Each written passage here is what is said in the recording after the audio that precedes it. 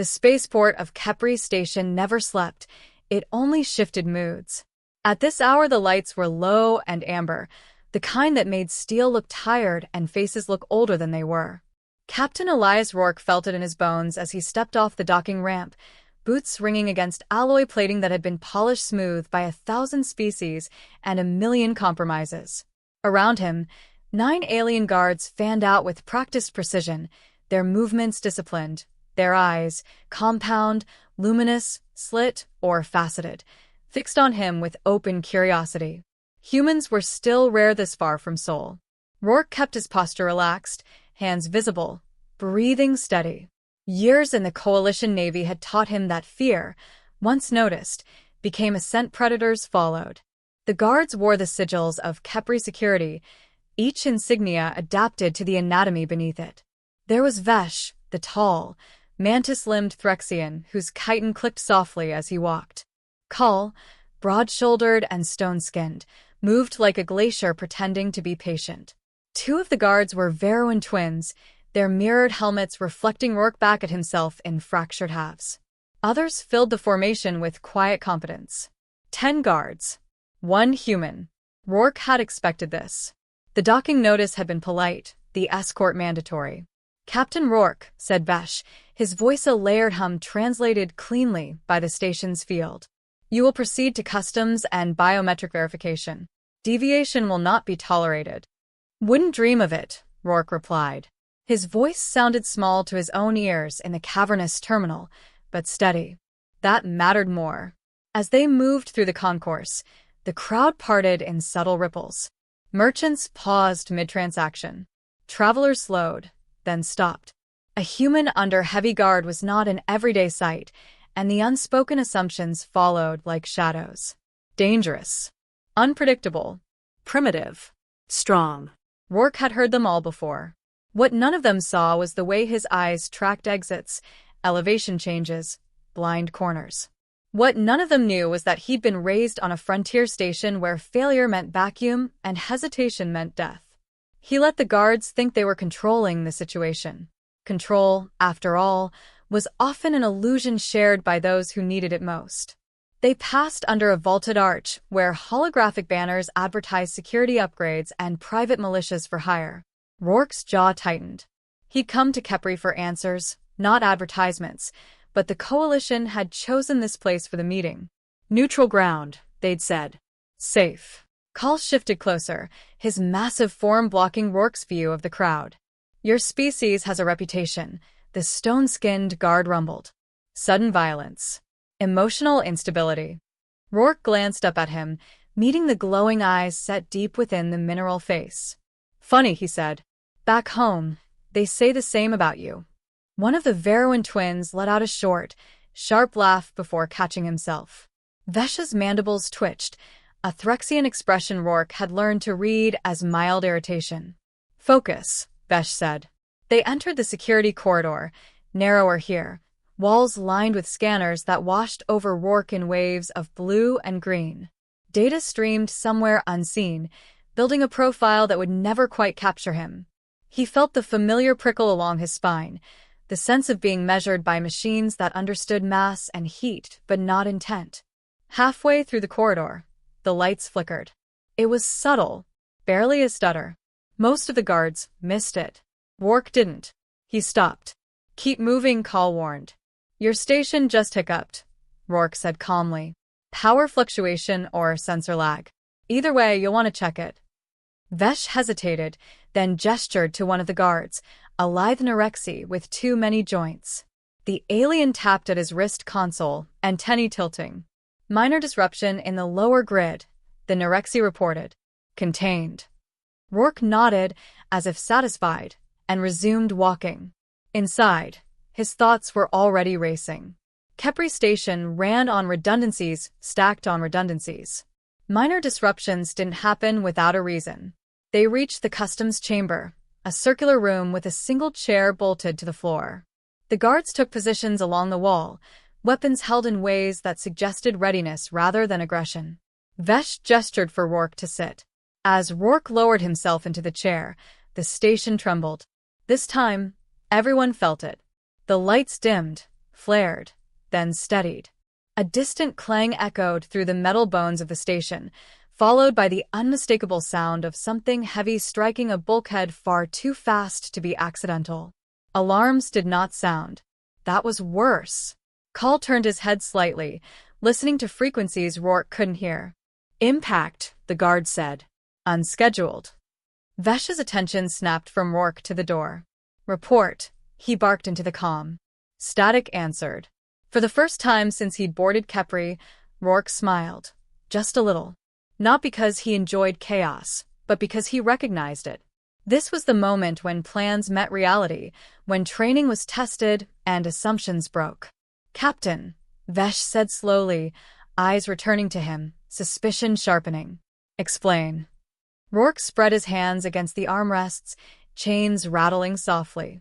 I'd love to, he said. But I think whatever just hit your station doesn't care about my travel papers.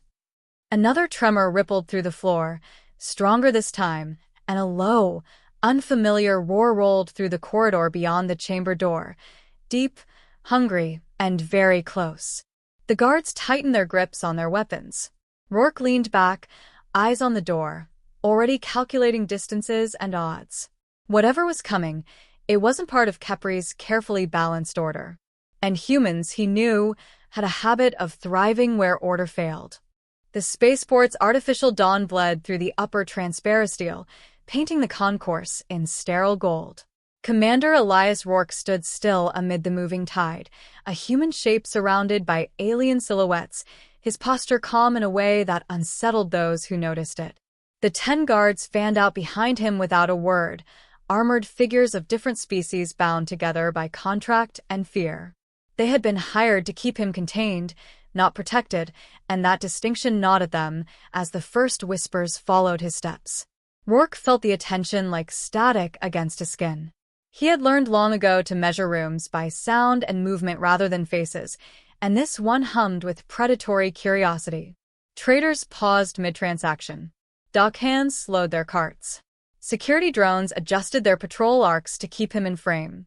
None of it surprised him. Humans were rare here, and a human under armed escort was rarer still. The guard's leader, a tall reptilian named Kethrix, signaled a change in formation as they approached the central transit ring. His eyes never left Rourke's hands. You will remain in the open, Kethrix said, his voice a low hiss filtered through a translator. Any deviation will be interpreted as hostile. Rourke inclined his head slightly, a gesture that could have been obedience or mockery. Understood, he replied. His tone was even, almost bored, and that bothered Kethrix more than defiance would have. What Kethrix could not see was the way Rourke's mind mapped the space. He noted the emergency bulkheads, the angles of the support columns, the rhythm of the guards' breathing. He catalogued weaknesses the way other men catalogued regrets. Years ago, he might have acted on instinct alone. Now he waited, because patience had kept him alive longer than courage ever had. The reason for their escort became clear as they reached the transit ring. A cluster of non-registered mercenaries loitered near the boarding gates, their armor mismatched, their weapons legal only by the loosest interpretation of port law. They watched Rourke with open interest, some with hunger, others with calculation.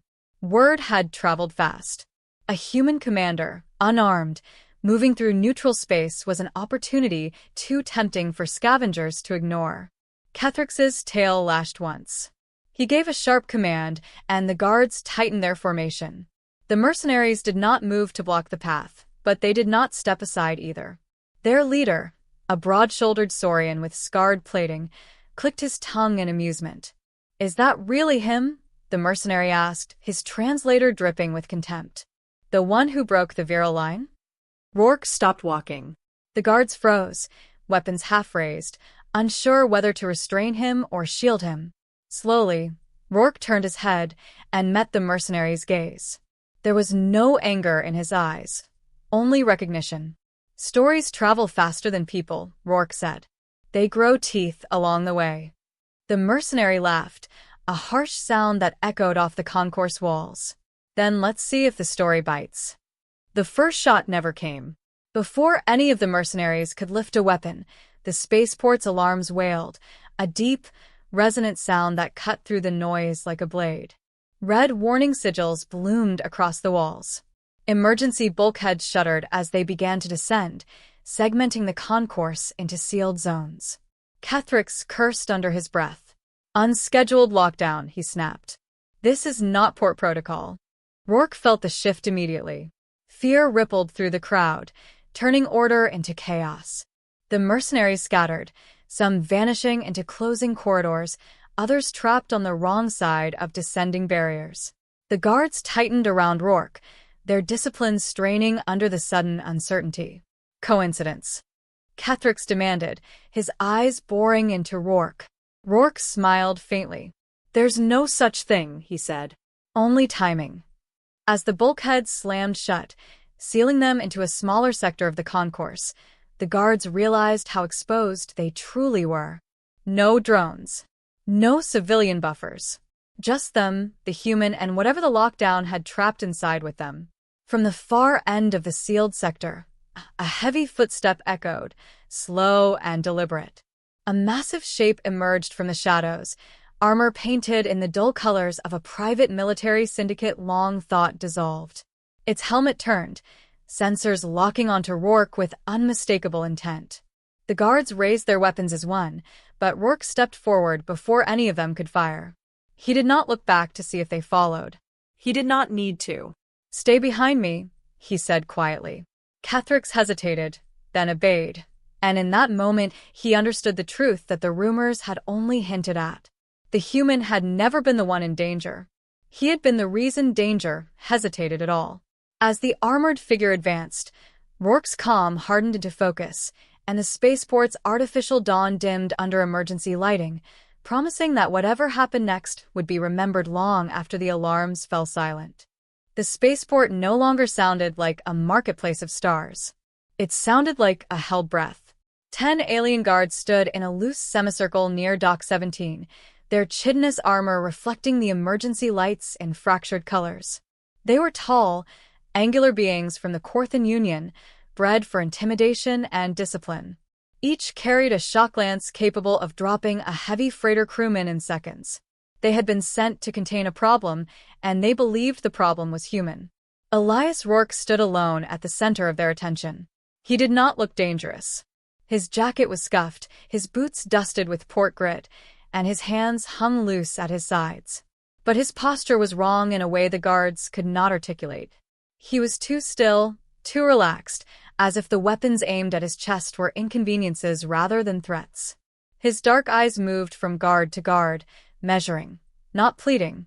"Human," the lead guard hissed through a translator node embedded in his throat. "You are in violation of Union security statutes. Kneel. Now." Elias smiled faintly. It wasn't defiance for its own sake. It was recognition. He had heard that tone before on other stations on other worlds, spoken by beings who assumed that fear was universal and submission inevitable. Behind the guards, civilians clustered at a distance, traders, mechanics, off-world diplomats, watching with the careful interest of those who hoped not to be involved. Rumors had already spread through the port, a human refusing inspection, 10 guards mobilized, weapons live. Someone would be made an example. Elias slowly raised his hands, palms open, not in surrender but in acknowledgement. "Before we do this," he said calmly, "you might want to check the registry attached to my biometrics." The lead guard's mandibles clicked in irritation. "Delay will not." A smaller guard interrupted, his voice sharper with alarm. "Commander." His ID pinged Union archives. The semicircle tightened, almost imperceptibly. Elias kept his gaze on the commander. "I told you. I don't enjoy paperwork any more than you do." The commander hesitated, then gestured.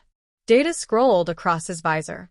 His posture stiffened as he read, and the other guards sensed the change immediately. Shock lances remained raised, but uncertainty crept into their formation. "What is this?" the commander demanded. "This classification. This is restricted." "It's accurate," Elias replied. "I'm not here to cause trouble. I'm here because trouble keeps finding places like this." A murmur rippled through the onlookers. A human speaking to Corthan guards as if they were equals was rare. A human who made them hesitate was almost unheard of. The commander stepped closer, towering over Elias.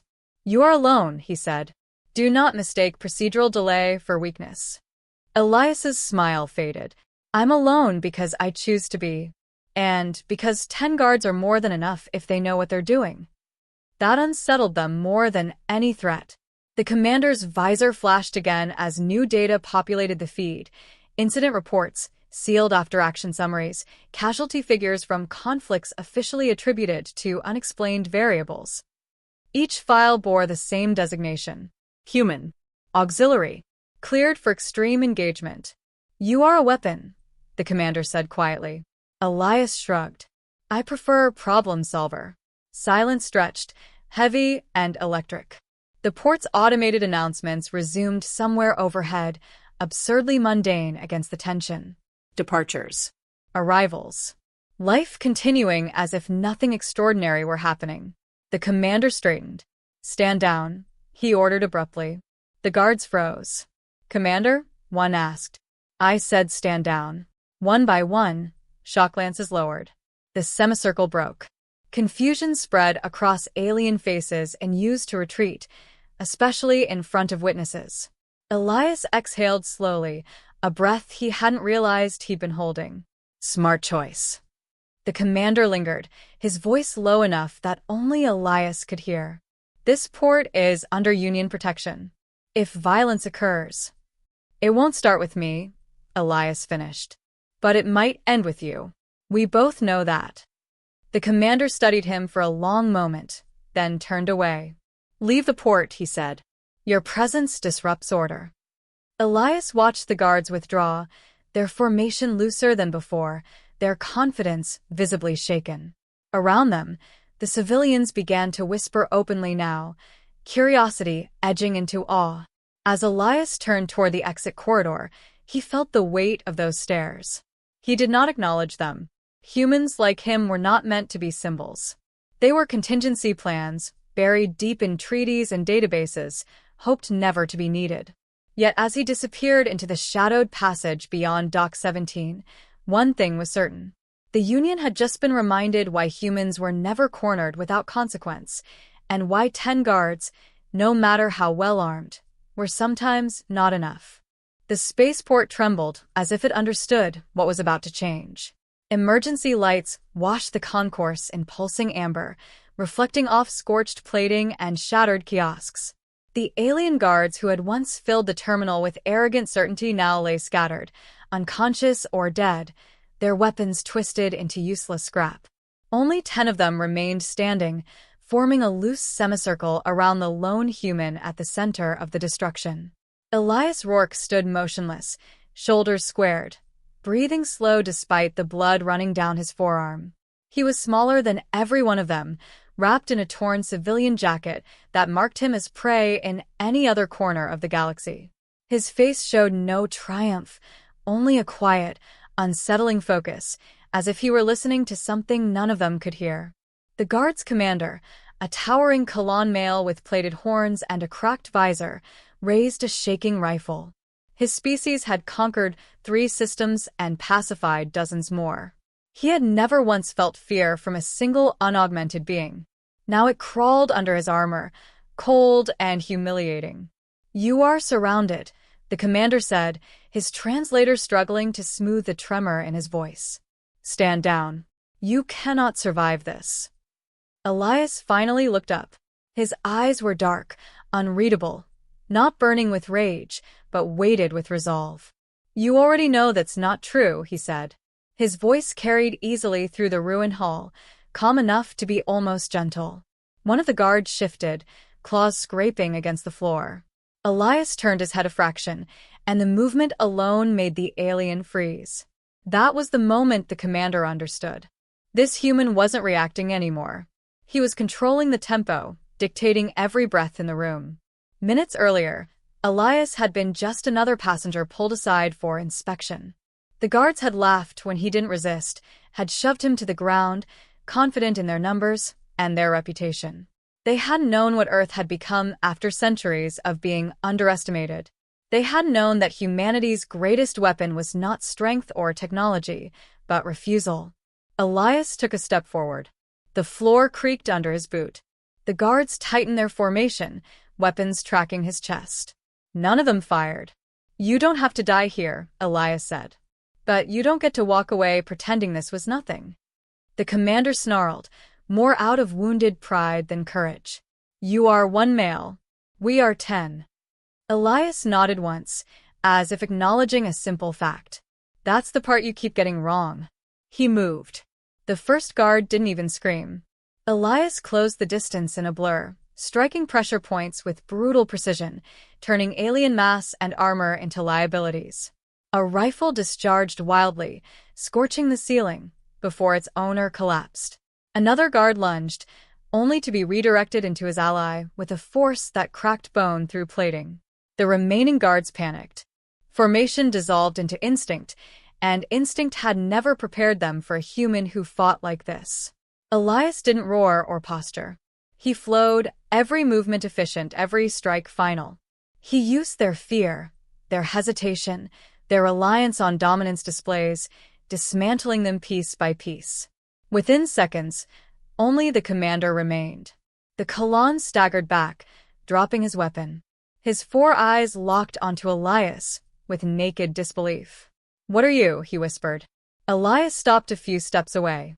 His chest rose and fell now, fatigue finally surfacing, but his stance remained solid.